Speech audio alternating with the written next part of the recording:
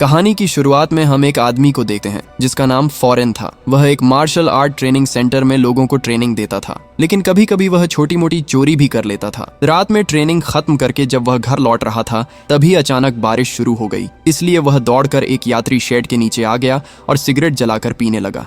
तभी अचानक एक गाड़ी आई और उसे पूरी तरह भिगो गई। उसी के साथ उसकी सिगरेट भी भीग गई। गुस्से और दुख में वह सिगरेट को पानी में फेंक देता है। बारिश के पानी में सिगरेट बहती बहती आगे चली जाती है। तभी फॉरेन कुछ सोचता है और उस बहती हुई सिगरेट के पीछे पीछे चलने लगता है। कुछ देर बाद वह एक मैनहोल के ढक्कन के पास पहुंचता है। फिर वह पीछे की तरफ देखकर समझता है कि यह मैनहोल सीधा बैंक ऑफ रियो से जुड़ा हुआ है। इसके बाद वह दौड़कर उसी लाइन में मौजूद सारे मैनहोल्स को चेक करने लगता है। वह देखता है कि सारा पानी मैनहोल से होकर सीधे एक खाली जगह में जाकर गिर रहा है। फिर वह सड़क को अच्छे से चेक करने के लिए मैनहोल के अंदर झांक कर देखता है और उसी वक्त उसके दिमाग में एक बैंक डकैती का मास्टर प्लान बन जाता है। घर वापस आकर वह हनी नाम के अपने एक दोस्त के साथ अपनी डकैती की प्लान शेयर करता है, लेकिन उसका दोस्त कहता है, पक्का तेरा दिमाग खराब हो गया है। छोटी मोटी चोरी अलग चीज है, लेकिन बैंक में चोरी करेंगे तो हम सब पकड़े जाएंगे और फिर उस मैनहोल से खुदाई करके बैंक तक जाने के लिए हमें बहुत सारा सामान खरीदना पड़ेगा। हमारे पास इतना पैसा नहीं है। सबसे पहले हमें एक अच्छा इन्वेस्टर ढूंढना होगा। फॉरेन अपनी इस दिल की बात चर्च जाकर अपने एक दोस्त को बताता है, लेकिन उसके पास भी ज्यादा पैसे नहीं होते। वह कहता है, शायद मैं तुम्हें पैसे से मदद न कर पाऊं, लेकिन मैं तुम्हें मारियो नाम के एक आदमी का पता दे सकता हूं जो शायद तुम्हें कुछ पैसे देकर मदद कर सके। दूसरी तरफ दिखाया जाता है कि मारियो कानूनी मदद लेने के लिए एक वकील के चैम्बर में आया है। वह उसे फीस के तौर पर $2000 देता है, लेकिन वकील कहती है, मेरी फीस तो सिर्फ 2000 रुपये है। मारियो कहता है, शायद मैंने फोन पर गलत सुन लिया था, इसलिए इतने सारे पैसे ले आया। फिर वह कहता है, देखिए इतने पैसे लेकर मैं घर वापस नहीं जा सकता, ये बहुत रिस्की होगा, इसलिए बेहतर होगा कि आप ये पैसे अपने वॉल्ट में जमा रख लें, बाद में मैं आपसे अपने पैसे ले लूंगा। महिला उसकी बात मान जाती है। वकील के चैम्बर से निकलकर मारियो अपनी बेटी से मिलने जाता है। उसकी बेटी एक सैलून में काम करती है। वह अपनी बेटी से कहता है, मैंने अब एक छोटी मोटी नौकरी पकड़ ली है और अब से ठीक से जिंदगी जीऊंगा। उसकी बेटी जानती थी कि उसका पिता ज्यादा अच्छा आदमी नहीं है, इसलिए वह अपने पिता से अलग रहती थी। मारियो सैलून से जाते वक्त अपनी बेटी के लिए कुछ पैसे छोड़ जाता है। रात के समय वह चुपचाप बिल्डिंग की एक पाइप के सहारे उसी वकील के चैम्बर में घुस जाता है। फिर वह एक ड्रिल मशीन से वॉल्ट काटता है। दरअसल दिन में जो पैसे उसने वहां रखवाए थे, उन्हीं पैसों के अंदर उसने एक सेंसर छुपा रखा था। इसी वजह से वह आसानी से उस वॉल्ट को ढूंढ लेता है। जब वह सारे पैसे लेकर बाहर निकलने वाला होता है, तभी उसे बाहर किसी के कदमों की आवाज सुनाई देती है। वह देखता है कि बाहर एक लड़की ऑफिस की सफाई कर रही है। अब तो वह पकड़ा जाएगा। तभी वह चालाकी से वहां पड़ी एक फाइल उठाता है और बड़े कॉन्फिडेंस के साथ बाहर आकर कहता है, मैं आज ही ऑफिस में नया ज्वाइन किया है, लेकिन मुझे एक दूसरी फाइल नहीं मिल रही। क्या तुम्हें पता है वो फाइल कहाँ रखी है? वह इतनी कॉन्फिडेंस से बात करता है कि लड़की को जरा भी शक नहीं होता कि वह असल में एक चोर है। वह लड़की को बेवकूफ बनाकर वहां से सारे पैसे लेकर निकल जाता है। उसी रात फॉरेन उसे फॉलो करते हुए वहां पहुंचता है और कॉल करके कहता है, तुम अभी एक दुकान में हो, मैं तुम्हारे पास एक मदद के लिए आया हूँ। मारियो गुस्से में अपना गिलास तोड़ते हुए कहता है, तू क्या चाहता है? तू जरूर पुलिस है, पुलिस का आदमी। फॉरेन कहता है, नहीं मैं पुलिस नहीं हूँ, मैं बस तुमसे एक काम के लिए मिला हूँ। मारियो उसकी कोई बात नहीं मानता और वहां से चला जाता है। घर लौटकर जब वह अपनी वॉइस कॉल्स चेक करता है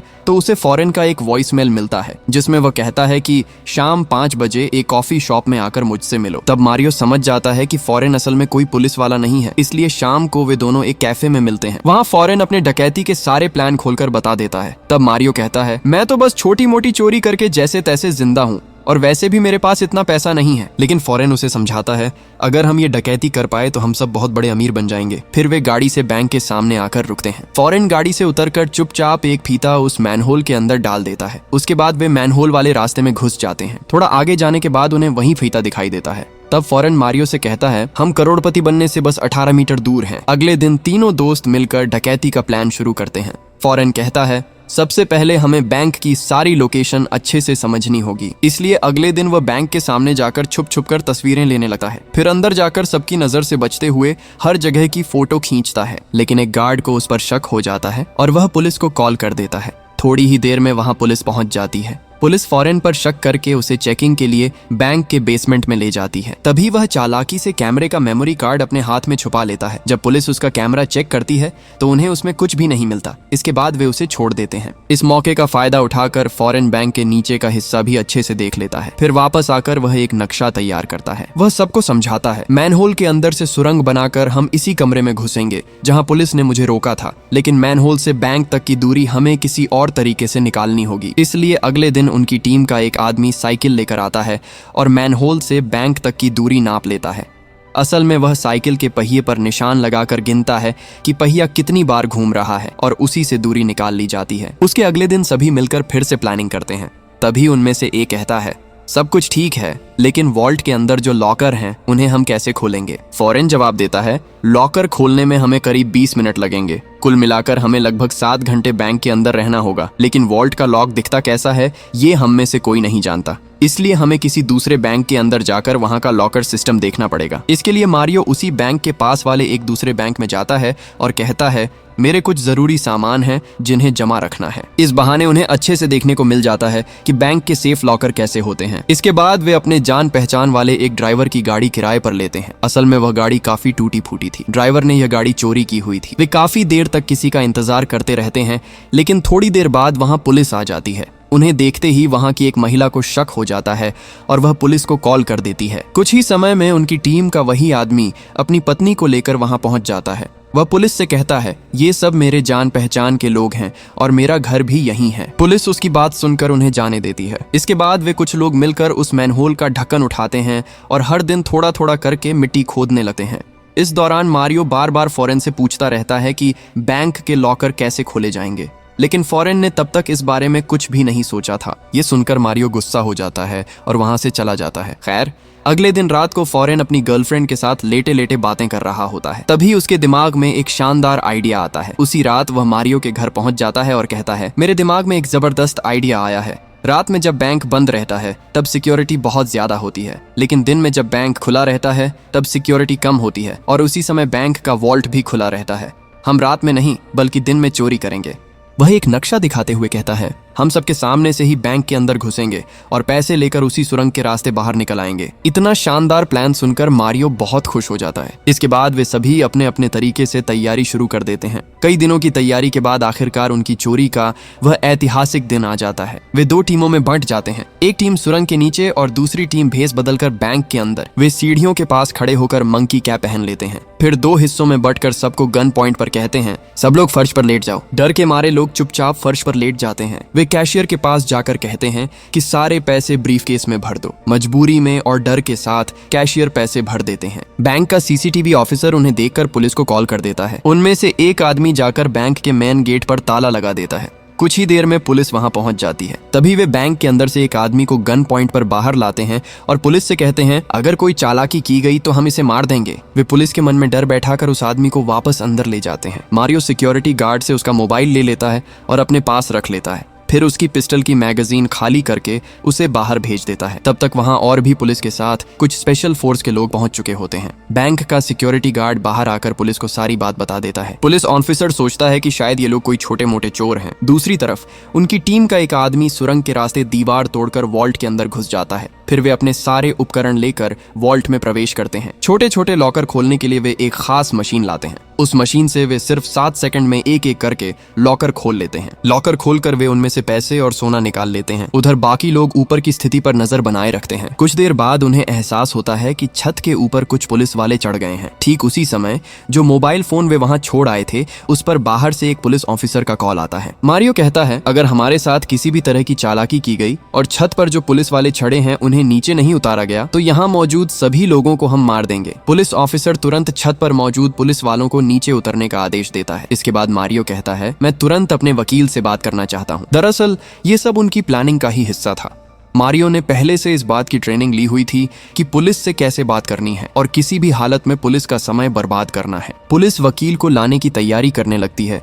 दूसरी तरफ वॉल्ट के अंदर वे पूरी रफ्तार से एक एक करके लॉकर खोलते रहते हैं। कुछ देर बाद मारियो फिर से पुलिस को कॉल करता है और वकील के बारे में पूछता है। पुलिस कहती है कि वकील को लाने का इंतजाम किया जा रहा है, लेकिन साथ ही कहती है अगर तुम शांतिपूर्वक सब कुछ खत्म करना चाहते हो तो एक बंधक को बाहर छोड़ दो। मारियो भी यही चाहता था, इसलिए वह एक लड़के को बाहर भेज देता है। लेकिन जब उस लड़के से पूछा जाता है कि अंदर क्या देखा, तो डर के मारे वह कुछ भी नहीं बता पाता। इसी बीच वहां पुलिस की और भी कई यूनिट्स पहुंच जाती हैं, लेकिन वे किसी भी तरह बैंक के अंदर घुसने की हिम्मत नहीं कर पाते, क्योंकि सिक्योरिटी गार्ड ने बताया था कि उनके पास कई तरह के हथियार हैं। मारियो अंदर मौजूद सभी बंधकों पर नजर बनाए रखता है। लॉकर खोलते खोलते अचानक मशीन बंद हो जाती है। दरअसल इतने ज्यादा लॉकर खोलने की वजह से मशीन ज्यादा गर्म हो गई थी, इसलिए मारियो को फोन करके बताया जाता है कि और समय लगेगा, तुम किसी भी तरह पुलिस को उलझाए रखो। थोड़ी देर बाद पुलिस मारियो को कॉल करती है और वकील से बात करवाने लगती है। तब मारियो वकील को डांटने लगता है और कहता है, मैंने तुम्हारे लिए कई साल जेल काटी है। फिर वह चालाकी से एक दूसरे वकील का नाम लेता है और कहता है, मैं सिर्फ उसी वकील से बात करना चाहता हूँ। जब पुलिस उस नंबर पर कॉल करती है तो वह नंबर मारियो का ही दूसरा नंबर होता है। वह मुंह में लॉलीपॉप डालकर वकील जैसी आवाज में बात करने लगता है। तब पुलिस कहती है, प्लीज आप जल्दी आ जाइए। मारियो जवाब देता है, चिंता की कोई बात नहीं है, मैं जल्दी पहुंच रहा हूँ। इस तरह वह पुलिस को बेवकूफ बनाता रहता है। उधर उनकी मशीन फिर से ठीक हो जाती है और वे दोबारा सोना चांदी और पैसे निकालने लगते हैं। इस तरह करीब 7 घंटे तक वे बैंक के अंदर रहकर सारा पैसा लूट लेते हैं और बैग भर लेते हैं। पुलिस को लग रहा था कि वे सामने वाले गेट से ही बाहर निकलेंगे। तभी मारियो पुलिस को फोन करके कहता है, हम तो बहुत देर से फंसे हुए हैं, हमारे लिए कुछ पिज्जा मंगवा दो और जल्दी से वकील से बात करवाओ। बेचारे पुलिस ऑफिसर उनकी इस चालाकी को समझ ही नहीं पाते। इधर मारियो सारे बंधकों से कहता है, कोई भी ऊपर मत देखना, चुपचाप फ्लोर पर लेटे रहो। इसके बाद वे एक कपड़े में अपनी सारी हथियार जमा कर देते हैं। असल में उनके सारे हथियार नकली थे। ऐसा उन्होंने इसलिए किया था ताकि अगर पकड़े भी जाएं तो सजा कम हो। फिर वे सभी उसी सुरंग के रास्ते बाहर निकलने लगते हैं। सुरंग के रास्ते में वे एक लॉकर बॉक्स फंसा देते हैं और उस जगह को इस तरह साफ कर देते हैं कि कोई समझ ही न पाए कि वे अचानक कहां गायब हो गए। दूसरी तरफ जब पिज्जा पहुंचता है तब एक पुलिस ऑफिसर की नजर मैनहोल के ढक्कन पर पड़ती है। वह उन ढक्कनों को फॉलो करता हुआ सीधे बैंक तक पहुंच जाता है। बैंक के लोग अंदर जाकर देखते हैं कि वहां कोई भी नहीं है। तब वे अपने रिश्तेदारों को फोन करने लगते हैं। ये देखकर पुलिस तुरंत बैंक के अंदर घुसती है। अंदर जाकर वे देखते हैं कि वहां कोई नहीं है। फिर पैरों के निशान फॉलो करते करते लॉकर बॉक्स हटाते हैं और देखते हैं कि वहां एक विशाल सुरंग बनी हुई है। सुरंग के मुहाने पर एक बम रखा होता है। कुछ देर बाद कुछ पुलिस वाले फोन करके बताते हैं कि डकैतों के छोड़े हुए सारे हथियार नकली थे। तब पुलिस ऑफिसर समझ जाता है कि शायद ये बम भी नकली ही होगा। वह बम खोलकर सुरंग के अंदर चला जाता है, लेकिन उधर फॉरेन और उसकी टीम की नाव किसी भी तरह स्टार्ट नहीं हो पाती। मजबूरी में वे चप्पू चलाकर नाव को आगे बढ़ाने लगते हैं। अब पुलिस ऑफिसर समझ जाते हैं कि वे शायद सुरंग के आखिरी छोर पर मौजूद नदी के रास्ते निकलेंगे। इस बीच डकैत उल्टे रास्ते से एक टूटी फूटी सीढ़ी लगाकर पैसे ऊपर चढ़ाने लगते हैं। सब कुछ ठीक से सेट करने के बाद जैसे ही वे वहां से निकलने वाले होते हैं तभी वहां एक पुलिस की गाड़ी आ जाती है। उन्हें लगता है कि अब तो वे पकड़े ही जाएंगे, लेकिन पुलिस उस जर्जर गाड़ी पर ध्यान नहीं देती और आगे निकल जाती है। इसके बाद वे वहां से निकल जाते हैं। सामने अपने सारे पैसे और सोना रखकर वे भरपूर नजरों से देखते हैं। यहाँ तक कि जिस गाड़ी से उन्होंने चोरी की थी उसे भी जला देते हैं। फिर सब लोग पैसे बांटकर सुख शांति से रहने लगते हैं। असल में उस बैंक में जिन लोगों ने पैसे जमा किए थे उन सबके पैसों का इंश्योरेंस था, इसलिए आम लोगों को उनका सारा पैसा वापस मिल जाता है। बीच बीच में परेशानी में पड़ती है सिर्फ इंश्योरेंस कंपनी। दूसरी तरफ पुलिस हाथ पर हाथ धरे नहीं बैठती। वे दिन रात डकैतों की तलाश करते रहते हैं। उनमें से एक आदमी बहुत महंगी गाड़ी खरीदकर अय्याशी भरी जिंदगी जीने लगता है। जब उसकी पत्नी से झगड़ा होता है तो उसकी पत्नी पुलिस को सब कुछ बता देती है। वह कहती है कि बैंक डकैती में उसका पति शामिल था। पुलिस उसकी बात मानकर उसके पति को गिरफ्तार कर लेती है। फिर एक एक करके पुलिस सबको पकड़ लेती है। इधर फॉरेन दूसरे देश में पहाड़ों के बीच समय बिता रहा होता है, लेकिन पुलिस वहां भी जाकर उसे पकड़ लेती है। पुलिस उसके घर से बहुत ज्यादा पैसे बरामद नहीं कर पाती, इसलिए सबको कम सजा मिलती है। कुछ सालों बाद वे सब एक एक करके जेल से बाहर आ जाते हैं। मारियो एक लाल गाड़ी में आकर सबको लेने आता है। असल में वे जानते थे कि एक न एक दिन वे पकड़े जरूर जाएंगे, इसीलिए चालाकी से उन्होंने सारा पैसा पहले ही दूसरी जगह छुपा दिया था।